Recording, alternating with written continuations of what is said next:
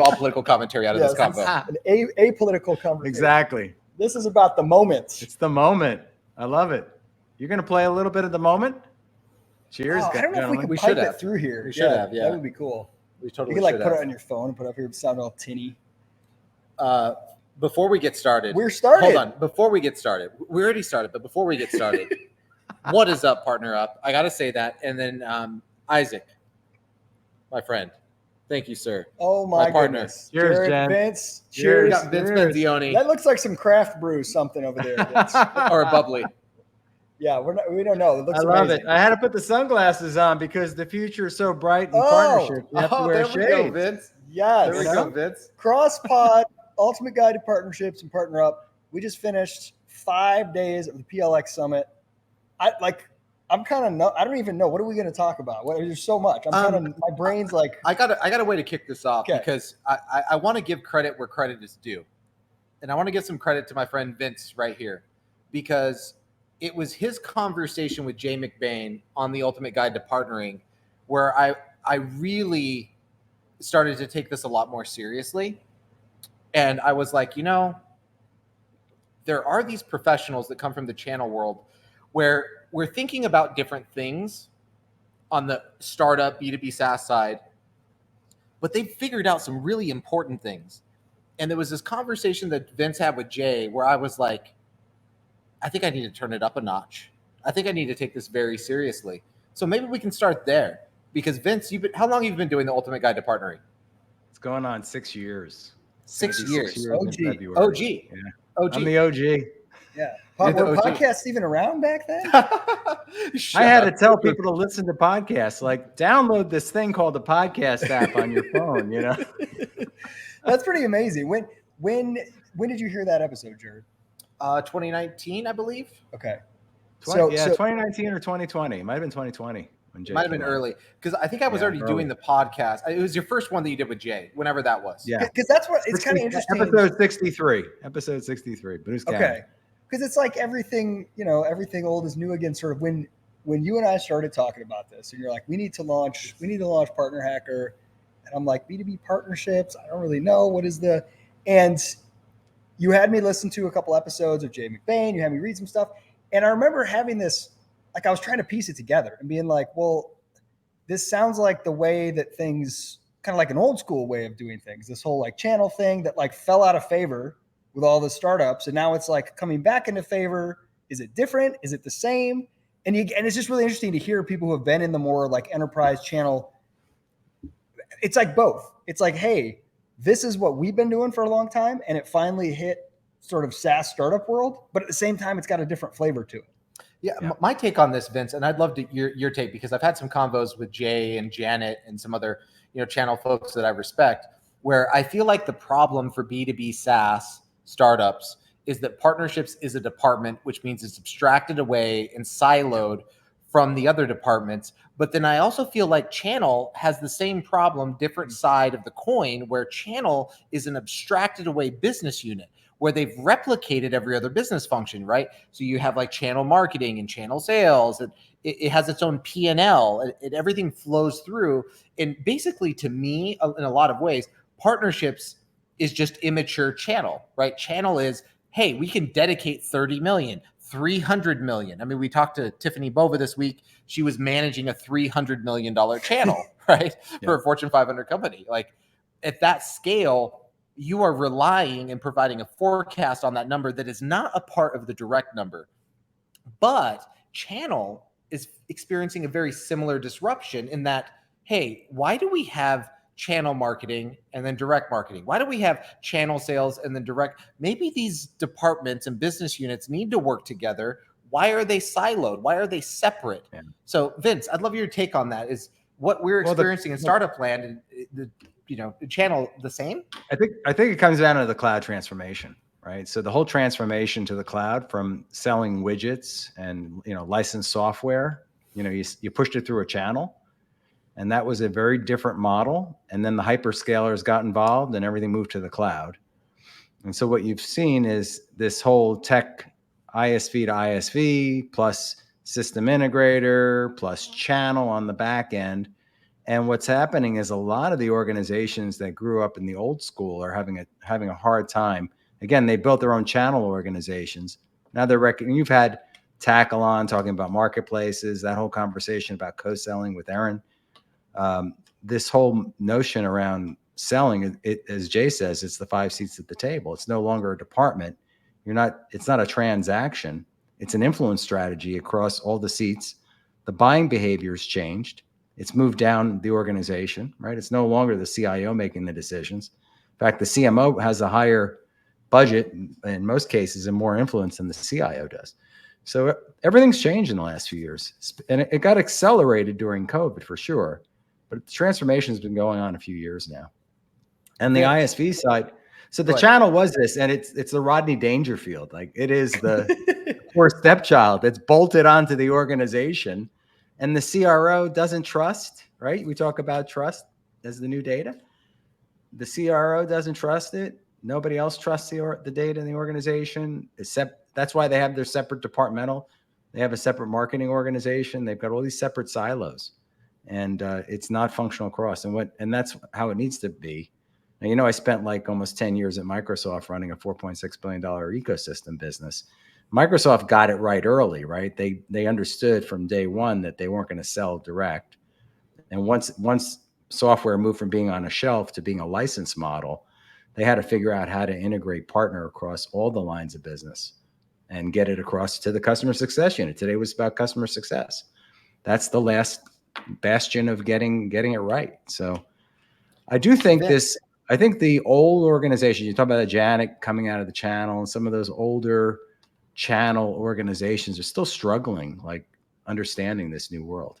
And so there's a little bit of, I was just going to say, if we get questions, Jared and I can't quite see them. If there are good questions up there, if Ella or Alex, if you want to pop those up on the screen at any time, feel free. Go ahead, Vince. Sorry.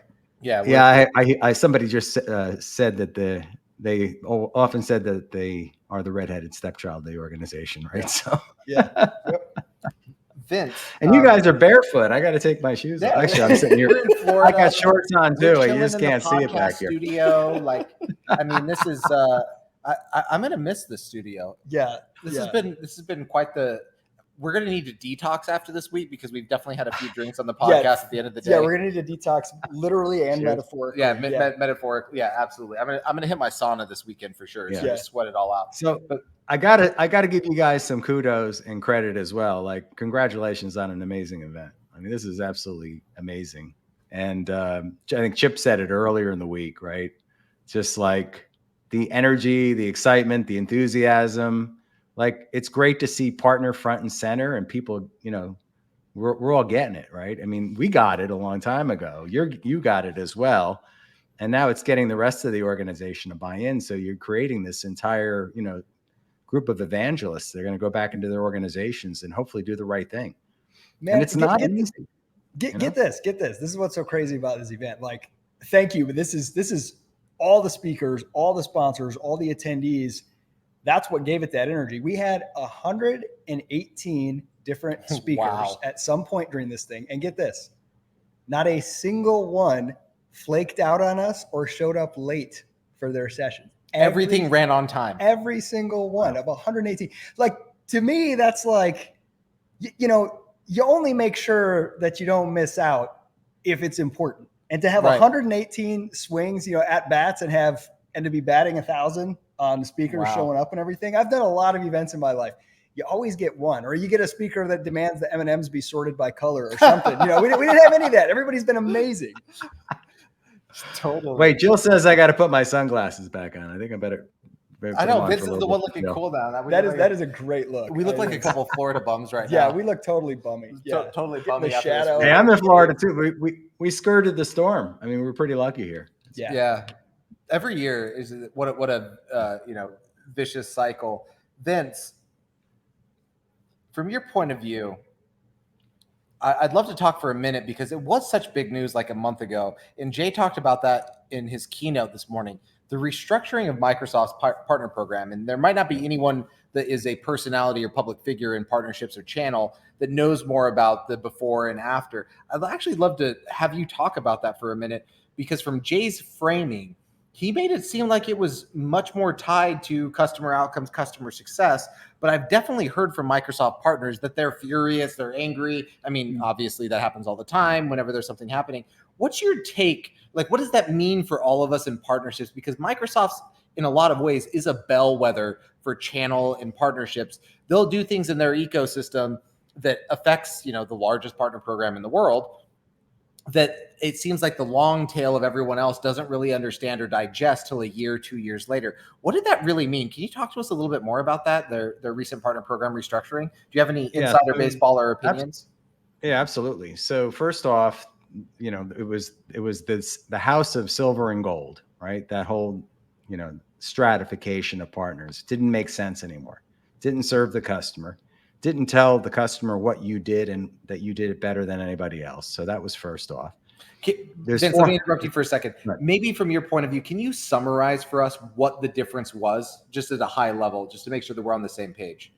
Yeah, they basically grouped. So they had like 18 different certification levels. I forget the exact nomenclature they use for it, but it wasn't aligned to the business in the right way and the way that Microsoft met the customer and the way that Microsoft sold to the customer and supported the customer. And so what what the customers wanted is they wanted to have clear delineation. They wanted to know that the partner that was being recommended that showed up was a partner that had been vetted, that had success working in that particular solution area. So they group partners by solution areas. They have this scoring methodology that says you need to do a certain number of things, right? You need to have the certifications and the accreditations. You need to show up and have great success with customers. And we're going to score you, and we're going to give you a point score. And you got to get at least 70 points in order to be considered a successful partner, right? Whatever that looks like. You can still be part of the program, but you're not going to be one of these elite partners that we care about. And so the partners were up in arms because there was a lot of ambiguity when it got announced in April, and they launched it. Dan Rippey was on our podcast the day they launched about a month ago. And he clarified a lot of that. He talked about what it is and what it isn't. And what it was, the first phase of it was really around systems integrators, global systems integrators, local, national systems integrators that take a solution and then they deploy it for a customer. But it's still rolling out. There's going to be several iterations. And the way he described it is it was the first house in the neighborhood. We're going to build this house for these types of partners. We're then going to build the house for what they call the ISVs, which are the SaaS software companies. And then we're going to build the next house and the next house and the next house. And as we build the houses, we're going to make it so you can come in. You could be a startup and you can come in. There's going to be value for you to be part of this.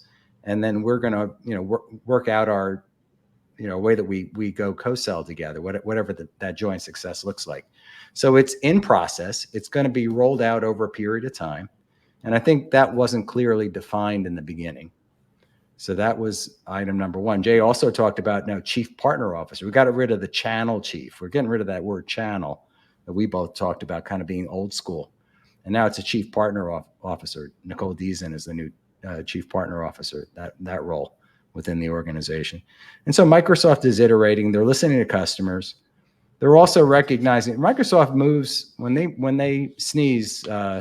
Partners can get a cold too, right? So they're also kind of sending a message like, if you're not of a certain size, there's a lot of lifestyle businesses out there that had built a business, small, mid-sized businesses, and they're saying like, maybe it's time to sell your business and maybe there's aggregators out there who will take several of these organizations and buy them. There's been a lot of M&A activity in the old channel and the old ecosystem world. So there's a little bit of that going on as well. Right. What do you think the implications are for the rest of the market, like the long tail of the Microsoft world? Like, what does Microsoft's restructuring mean for us in 2022? Like, you have, I don't want to beat a dead horse with the mass layoffs this week, but the long tail of those layoffs seem like they're going to continue. You have Microsoft restructuring their programs. What's your opinion or take on kind of like the world of channel evolving to partnerships, the world of partnerships evolving to ecosystems mean for you and me? I think, I think we're in the right space. I think I've been around organizations that had an inordinately high cost of acquisition, right? And they, let's hire another 100 salespeople rather than build a channel program. I've seen that up close and personal. And that's not the right approach. The right approach is to work with other organizations and partner, right? The power of many, the 7 organizations, the 7 partners that are part of that customer buying journey is so important to success. I think that it's hard to say what's going to happen with the economy, Jared, really at this point, right? Is this going to be a big R or a small R over the next several months? There have been some layoffs. We've seen it around the media industry. We've seen it around Meta and Google and some of the others, but I'm not quite sure that I don't know what's going to happen from an impact perspective at this point. I do not get Isaac or I started on that. We have some talks on YouTube that I hope that no one ever unearths with either of us from back in the day. We're both wannabe economists. Isaac's more well-read than I, but we definitely have some perspectives and point of views on what it means from a macro perspective that we've left off of this podcast, Partner Up. I've been telling Isaac, I want to start another podcast after the new year. Once we get Partner Up to past episode 100, I want to do one that's more allows Isaac and I to stray beyond be dangerous. the realm of partnering. No, it's funny. I feel like, and I'm not an expert by any means, but it almost seems like, and I was telling Jared this back at the beginning of the year when we were talking about this, the market, the signs are not looking great for the next couple of years. So there's almost like there's a bear market, but there's this little bull market within the bear market. And that is exactly where we are, right? Yeah. Almost because of a lot of these trends, these longer term, bigger macroeconomic trends. Hey, marketing team, you got to get more for less. So you're going to have to co-market together. Hey, sales team, you better start finding those near-bound leads that already have partners in influence involved, because we're not going to be able to pay for a bunch of experiments and a bunch of ads and you got to get really tight. You got to get really lean. That means you got to get to know your partner ecosystem more than ever. So there's something's happening in the partnerships world, not necessarily just because of the economic, struggles or downturn, but it's almost making it more urgent. I'm pretty sure it was Isaac's political sensei, Rahm Emanuel, that said, never let a good crisis go to waste. My political sensei. Oh, God. Please don't put that. I'm just trying to get him going over here. I'm just trying to get him going. Yeah, you're trying to give me a beer and start getting. So it's hard. Microsoft has always been a partner-led or partner assisted, right? And so 95% of all transactions in the Windows. Microsoft world. I mean, literally, like the OS was not built on Microsoft applications. It was built on other applications. I mean, from its core DNA was a platform, right? It's the OG of the OGs in the software world. Oh, Bill Gates licensed the software to IBM, 40 plus years, one of the most brilliant strategies of mankind. I mean, it's, he didn't sell it to them. I mean, that created an entire ecosystem out of Boca Raton. So, I mean, they built their backs on it. What remains to be seen is how, to your point, what's going to happen with how well can organizations lever that partner ecosystem, and will they embrace it in the right way? I still see, and we talk about this all the time, this transformation requires that the C-suite gets on board, and that's what we're all trying to drive. But there's still quite a few CROs that came out of the old model, right? And so maybe they need to retire and they need to get out, and we need more CROs that understand partner assist and partner-led growth. What's the, not to be dire here, what's the quote? I don't know if it's Thomas Kuhn, I can't remember, but science advances one funeral at a time, right?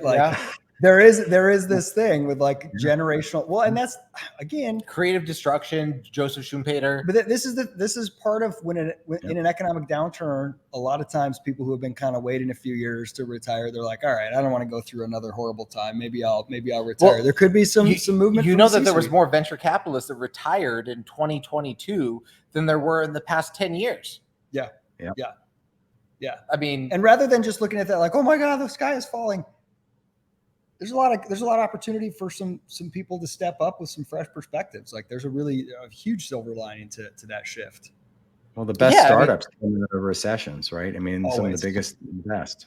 Always. Yeah. 100%. And Vince, I'd love your take on this. I've talked about this on the podcast a couple times, but the parallels between our consumer lives and our business lives seem like that cycle used to be a 3-year cycle, I feel like.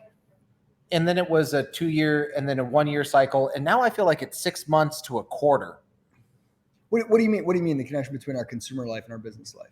What I mean is the experiences that are acceptable for us in our consumer lives versus the experiences that are acceptable to us in our business lives. Shout out to ImPartner. Had a great column on Partner Hacker maybe a month ago about this.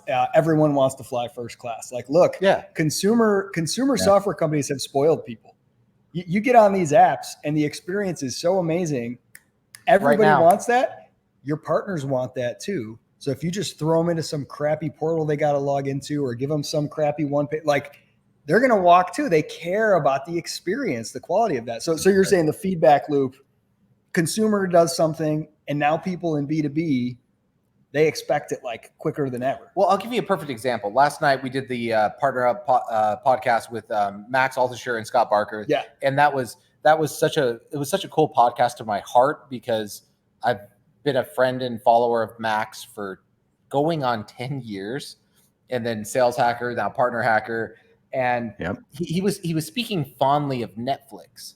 And Netflix of late has actually been more of an enemy from a philosophical point of view and a consumer point of view than some other ones. I'll give you a perfect example.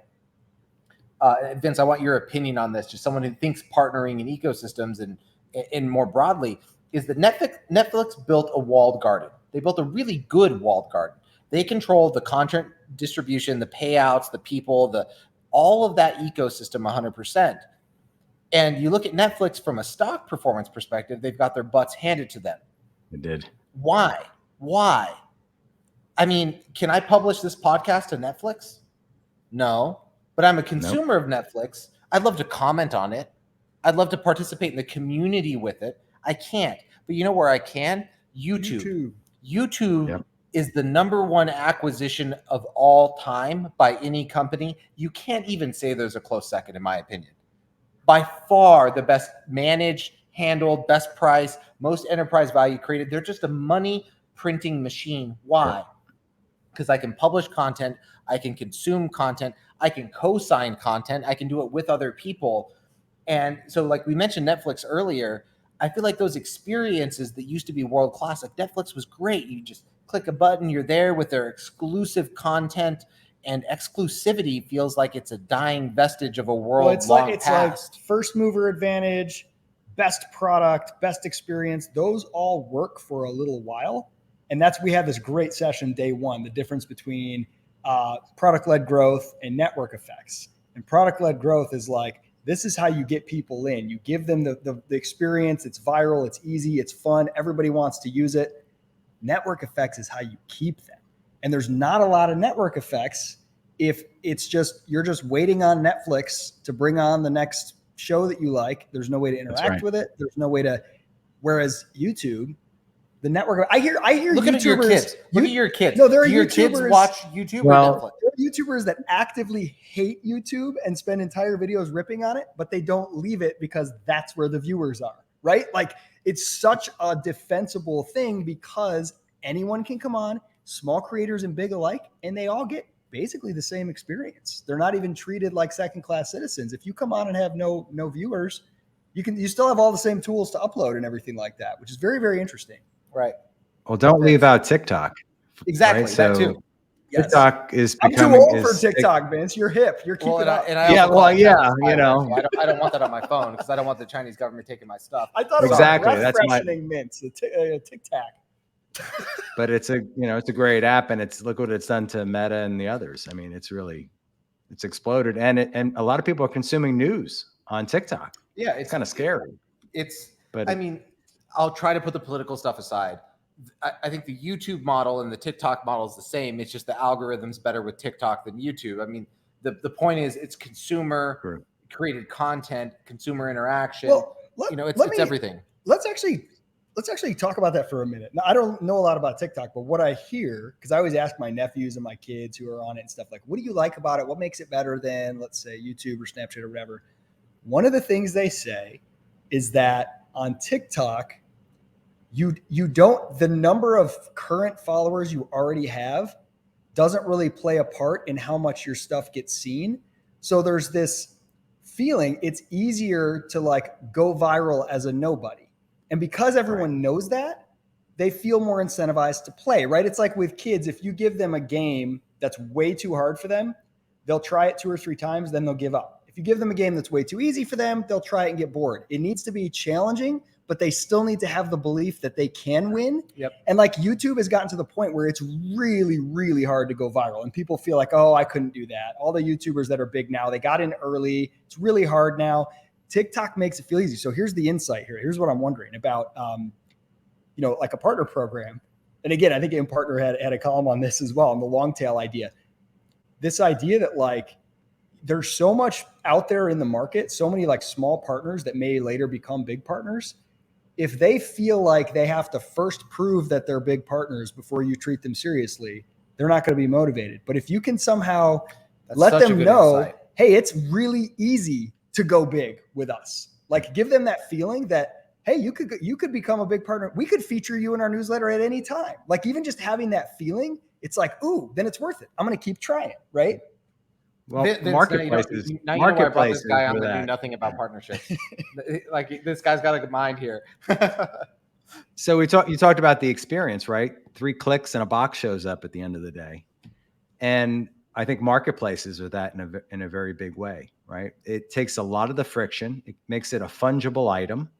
You can get 2 organizations together, and you can deliver to a customer, or multiple organizations together, and create an offer in market. You heard from Tackle talk about the cloud spend, right? That cloud supply chain of customers that have already made commitments to either Amazon, Google, or Microsoft, and the ability for them to go burn down their commitments. And it can be smaller organizations, to your point, Isaac. Like these can be very small organizations. They show up on Microsoft's radar. And whether it's a seller selling to an enterprise or a channel partner down market going together and doing something with that organization, they get access to those same clients. So it's a way to go big as a smaller organization, and it's a fungible offer. It takes a lot of the friction out of the system, the way we normally do things, right? Bid, proposal, click buy, but I've got another thing I got to do over here. It's all under one umbrella. That's why I love Jared always telling these stories of some of these Drift partners and HubSpot partners who were like a guy that owned a hot air balloon business or those stories matter because when there's a reason, this is going to sound disconnected, but there's a reason that kids who grow up with parents who are, let's say, professional athletes or movie stars disproportionately go into those professions. It's not genetic. There's some of that. It's not connections. There's some of that. It's because what you grow up viewing as possible, you tend to do. You view as normal. If you grew up in a world where no one you've ever met has ever started a business, you're not going to see that as something within your possibility set, right? I'm about to hit you it's on rare. That it's rare. It's rare. Like what you see as like, hey, this is normal. This is doable for me. You believe you can achieve. So when you can highlight partners in your program that like, hey, they were just a small partner. Look what they did. It creates this like, yeah, that's possible for you too. Whereas if you're like, hey, look, you're never gonna get into our gold tier. Let's face it. I don't know. I mean, Meta's getting their butts handed to them right now. And why is that? Because Mark Zuckerberg still runs the company. I think the goal in Silicon Valley is to build a big enough company to where you can pass it off to an immigrant to run it. Sundar Pichai, Satya Nadella, Shantanu. Like I'm not kidding though. Yeah, who were their parents that were entrepreneurs of Fortune 500 companies that did this? Like immigrants and the world, like none of these. This is the best entrepreneurs that I know are. I mean, PandaDoc, people I work for. Actually, you know what? Both partner stories that I have is PandaDoc. Makita and Sergey both immigrated from Belarus, and if you're paying attention to world news right now at all, Russia in Ukraine, Belarus is even worse. It's even worse. Why? The third last dictator in all of Europe made everyone flee to Ukraine. Russia invades Ukraine, and then Belarus, the country you just fled, invades Ukraine too. And then you look at David Cancel and Elias Torres. Elias Torres immigrated from Nicaragua when he was 17. David Cancel grew up in the Bronx. Both of those households are ESL. So, I mean, I understand your point. No, and I'm you're saying, right. no, like you're the, right. But the it's outliers, the outliers end up being all the better, right? They're forged in the fire. If you're able to be like, no one I've ever met has ever done anything amazing, but I still believe myself enough to do it, you're going to be incredible. And that's usually, those outliers are usually people doing amazing things. But as a general rule, if you just look at the distribution, I'm sure your distribution curve comment is correct. if you grow up, like I grew up with people who owned like small businesses, landscaping shops, bakeries, whatever. So almost all the kids I grew up with, they believe that that's possible and they go after that. I never grew up with anyone who did like a venture-backed startup or was like, I want to colonize the moon. So no one even tried, right? No one would even try. You'd be crazy if you tried, right? Whereas in Silicon Valley, everybody thinks that's normal to try. Like, oh, I want to freeze my brain. I'm going to create brain freezing technology. Everyone's like, oh, that's a good idea. Good job. Good for you, son, right? Like in Kalamazoo, Michigan, people would have been like, you need Jesus, son. Exactly. Anyway, I don't know how we got on. This is for our other podcast, but we really went down a path here. I'll tell you, John. Show your partners, at least let them see, show them the path. You made a really good point. The path to the possible, right? That's right.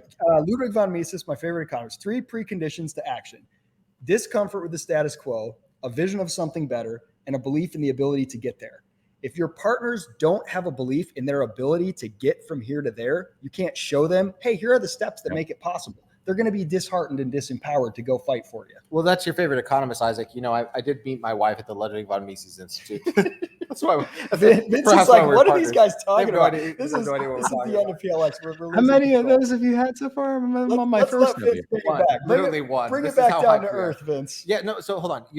I want to distill what you just said, and Vince, this is a perfect comment for you. It's the if you do a game and then someone is so far ahead in the leaderboard, it basically makes everyone else give up, right? So TikTok, in summary, makes it feel like, hey, these other people aren't so far ahead that I can't also participate in the community. Right. What about that might be true in partnering, or like, I think that's the distilled point that Isaac made, which is a really good point, is that the partner programs that win today don't go, well, Accenture's a far ahead and away, Deloitte's far ahead and away, we're going to send all the business that way. It really, the long tail drops off and you become beholden to that big partner. Yeah. And I've seen organizations go from startup to significant partner for one of the hyperscalers because they decided to double down on one of the hyperscalers and not the other. And they became sort of the Accenture of that hyperscaler. And I know a case in point. And I think a lot of it, so, you know, I want to bring us back a little bit on some of like over the 5 days, the things that I think really need to change. And I love Alan's comment there about they need to retire and go out to the desert or whatever, the CROs. Mindset. Hold on, is Alan still in chat with us, Vince? I thought Alan was saying we need to on here a minute ago. I thought he said something. Gosh. What is this? He's quoting Bob Dylan, the times are changing. And 40 years in the desert, the old CROs have He's still here. Oh my gosh. Go. I love it. I love it. Still here. We got Alan Adler. We got Jay McBain. Holy cow. We got the whole crew with us right now, Vince. But the mindset, the growth. So, you know, one of the things with Satya was the change in mindset at Microsoft. Microsoft went through that change too. Don't forget, Steve Ballmer was fighting every organization. He was fighting, you know, every technology organization and wanted to have a competing strategy. Satya came in, he changed the mindset of the organization. Everybody got a copy of the book by Carol Dweck, Growth Mindset. He hired a performance coach to come in and teach up his leadership team to remove the silos. And this is what has to happen in other organizations too. There were competing silos within Microsoft. You have to remove those silos. You have to change the reward structure across the organization so everybody's on a common set of OKRs that they're driving against. And they're all accountable for the same business. And so those are the things that need to change within the organization. Fundamentally, the organizations that don't get it right are the ones that don't get their mindset right. They have a finite mindset. They don't have a growth infinite mindset. You know, Simon Sinek with infinite mindset. And so I think that fundamentally, over the 5 days, when I looked across all the content and all the great presenters and talks and everything, that it's all about mindset. We got to get that right. That's such a quotable. The organizations that don't get it right don't have the mindset right. I think that's what you said. It's something like that. I just love that. It comes back to the mindset. Absolutely. That's powerful. It's the ethos, right? It's the people that are I don't know. There's been some pariahs in the partnership space that shall not be named. Oh boy. Isaac just got really scared just now, by the way. He got really scared that I was going to mention names. I'm not going to mention names. And I can tell, Vince, that they've been hurt in the past. And I mean that genuinely. That, like, I can tell they've been hurt in the past. And they focus so much on protection. They focus so much on scarcity. They don't have the right mindset. They don't think that by working together that they can produce more than they otherwise would if they worked solo. So even under the guise of being in partnerships, they still feel like, no, I need to protect myself foremost because I've been hurt in the past. And this is like, as somebody who is very passionate about marketing and copywriting and language and category narratives, this is one of the challenges you face. If you come up with some language that you really like and you start putting it out there, the temptation is when you hear other people using it and not crediting you, just using it, to be like, whoa, that's mine. No, that's when it's working. That's when you're having an impact. If you have an ecosystem of people using language, one of the 16 network effects. Shout out James Courier. And they don't even know where it came from. They don't even know where they first heard it, but it just becomes common speak. That's how you win. You got to stop going around hunting for credit, making sure you trademark the hell out of everything and comment on everything. I'm the first one that said that, or chasing people down and being like, hey, please credit me when you say that. Like, chill out. Go put it out there and hope that it becomes bigger than you. Absolutely. Hope that it becomes adopted more widely so that no one knows. I see Jill highlighted on the screen, and I might have said something today that was a total contradiction of what I just said. So I hope she's not calling me out for that. She says, Jill, she says, Vince, can Oracle change? No. He says no. That's what I was thinking about when Jared was talking about some organizations. That's the first one that came to mind. Oh, Larry Oracle will never change. Sorry. If anyone from Oracle is on this, there is still time. You'll be visited by 3 ghosts tonight. Yeah. You have time to change before. Well, remember years ago, Larry said the cloud was just sort of like a passing thing. It wasn't going to take off. Oh boy, they sure act like it wasn't going to take off. Oh man, I can't even. As a startup trying to navigate the Oracle Partner Program or OPN, Oracle Partner Network, multiple times, that was the most Orwellian experience I think I've ever had. It was very Orwellian. It was like indoctrination first, do what we say second, understand what you may get out of it at some point in the future, and we'll never tell you. It was a very strange experience. Man, whereas I'm just so impressed. Like, this is going to sound, it's going to reveal how crazy I am and how unfamiliar I am with a lot of the stuff that we're talking about here. But the patience, all of you who work with large enterprises, like, I just commend you for that level of patience. With my previous 2 companies, we had a rule internally. It wasn't like a hard and fast rule, but we were in the talent business. So we're placing people in jobs. And I was like, any company who has an HR department that's larger than one person, I don't ever want to have to work with. If people on my team want to work with them, fine. I don't ever want to have to work with them. The bureaucracy, the obviously amazing, huge companies out there. But personally, I just have a hard time. I have a hard time with Isaac Morehouse is available to keynote your company's next conference anytime. He's not going to offend anyone there. No, I mean, Vince, you've seen ecosystems and been a part of that. Actually, I think we need to build a lot more bridges between startups and that innovation and that hacker mindset, and then the big enterprises. Maybe this is a place where you and I found common ground. I'm the hacker. I'm the one doing it crazy, and then you're the one that's like, hey, here's what actually drives change in these enterprises, and we found a lot of common ground. I think there's a set of principles. I believe this that go across an organization that are true for the startup and they're true for the 400, a Microsofts of the world, right? And principles don't change. Principles are the same. And I'm a huge fan of Stephen Covey's work, right? If you read The 7 Habits growing up or whenever, those principles don't change. They're life principles. And I believe the same set of principles apply in partnerships. And the smaller organizations can also benefit because it's also easier to implement and get those things right in a smaller organization with the one person in HR than it is in a Microsoft or an Oracle. right? So, but you do have to get those fundamentals down right. See what Alan said if you want to call it out. Yep. Yep. Alan, we'll bring it home here. We'll bring it home. Alan's got a comment. Let's see if I can read it. Can we please wake up to the reality that while we talk about B2B SaaS and our poor valuation outcomes, that our species is about to get butt kicked off the planet? Only give to give, Sam's mantra that the nice guys win, can show business. Be good. Okay, so Alan's like, hey, look, none of this stuff matters if we like destroy ourselves and our lives in the process. That Agreed. Business is a subset of something bigger. Well, I like I will just say I love the partnership with you all. I feel like you have been open kimono with me, being the OG, the old guy out here. And I think that's what we all have to do moving forward into this. If we're going to take this thing forward, I think we all have to be together and driving this together. So I love that. It's genuine, Vince. I mean, whenever we announced PLX and stuff, I mean, how much money did we try to charge you for this? I mean, nothing. It was like, hey, let's do a cross-pod takeover and the conference, right? Like it's yep. There's a cumulative effect, right? Where the sum is greater than its parts. Whenever you bring multiple people together that have value, that share the same values, that work together and build something better than any one of us could have done alone. And it's fun. I don't know about you, but I want to have fun in my 9 to 5. Hey, so next year I want to be in Tampa with you all. How's that? Oh, yeah. I love it. I love it. All right. Next year there's going to be an in-person component to PLX.